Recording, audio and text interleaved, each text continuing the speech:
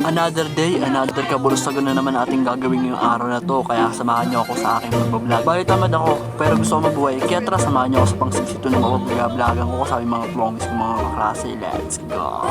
Pinag-adjust At ito nga na naman guys, kailangan natin magpanggap at mag-aral ng mabuti kasi kailangan natin yan. Kailangan natin yan kasi may nagpaparal sa atin.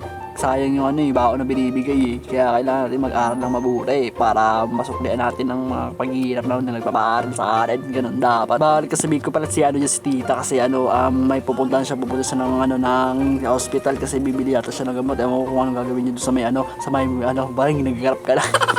Tapos pupunta siya ng hospital, tapos sasama niya si Tito yung asawa niya. Tapos yan, sabay na lang daw kami para isa lang pamasahe. Nagpalibre na lang din ako pamasahe niya. Tapos numutuan ako sa kanya 100 para may pamasahe ako kasi wala akong barena sa Gcash. Kaya pala may mga basura dyan kasi andyan yung truck para di ka na grade 2. Nagtapon yung mga bata ng mga truck ng mga basura kasi kailangan sila mag-computer. Kaya kailangan nila magka-pera para makapag-computer. Yun. Ganun talaga yung mga bata dito. Nagtatapon sila ng bahay na may basura tapos para makapag-computer sila para makahulog sila sa alkansya na may computer, ganun. At andito na ba tayo guys sa may hindi sakaya ng mga bus. Hindi muna ako sumakay kasi para di ako makapunta sa may HRA sabay papasukan namin.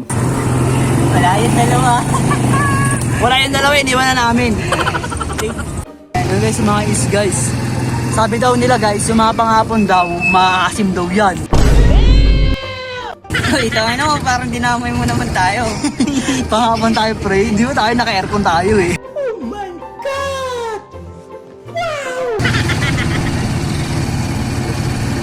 Pasok yung gamot. Bro, pasok tayo agad. Pwede naman lumabas eh. Paano na tayo? Pasok na kami guys. Paano tayo? So guys, papunta kami ng Jabili. Gagawa kami. Cutting din yung cutting pre. Maaga yung pre. Kahit ipakita nyo yung yung pwede na yun dyan. Kartihan mo.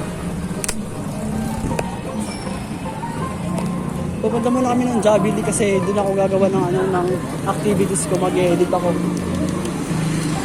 Ito yung mga kasama ko. Yan. Solid yan guys.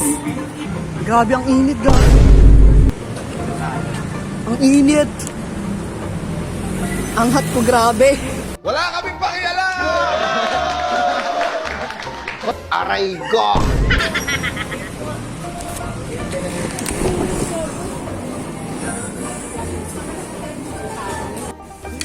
So guys, nandito kami guys, nagkakapag-open cam. Uy, akin na yan. Naku, wag ka na magpa-frame. Kung kulang ka lagi.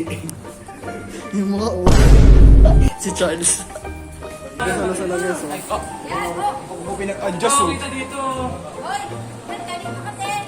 Practice sila guys, pas-pas sila guys. Tapos na kami dyan. Yung mamaya natin, makaka-copyright ako. Solar yarn. So ayun nga guys, nagpe-perform yung mga klase natin, nagpapa-video yan. Tapos ayun, pinapaano pa nila yung namin, yung pag-group namin sa mga init. Abay, grabe, ang lakas ninyo. Ito, si Tito Dan, Tito Prince Erwin. Medyo natawa ako kasi yung nagbibideo, natawa. Ewan ko matatawa yun. Sinabayan ko lang, tirongis din kasi ako eh. Aray ma. Grabe ba, palo magsisayaw mga to. Para bang hapit sa grid sa makukuha eh. Aray ma. So guys, uwi na nga namin. Nakakadopag! Kiray ko! Wala kang ambag doon. Wala daw akong ambag. Hindi boy. May ambag ako boy. Narinig yata nila yung gaway.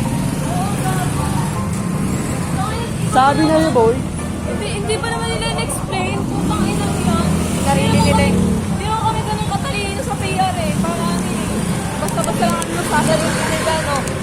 Tapos pag wala kang paano magawa, kasi Wala na tayong ambag boy. Hindi boy. May ambag kami boy.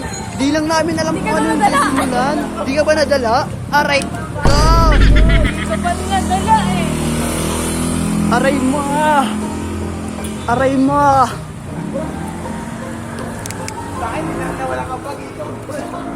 Parang di mga tao. Hindi dinudumog pero ginugugtog. Kaya naman ah. Yung bagong buhay Pre! Baka gusto mo mamatay pre. Bigyan mo. Hello guys! Welcome to my vlog! Makikita ka ng kuya mo.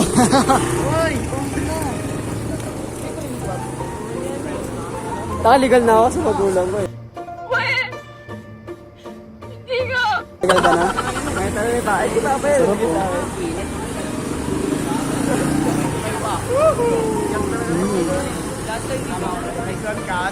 So guys, uwi na pala ako mag-isa. Iniwanan ko na sila. Ayoko na maglambay, bahala sila sa buhay nila. So andito na pala ako sa Verdun guys. Sakto may nakasabay ako mga estudyanteng taga Verdun din pala.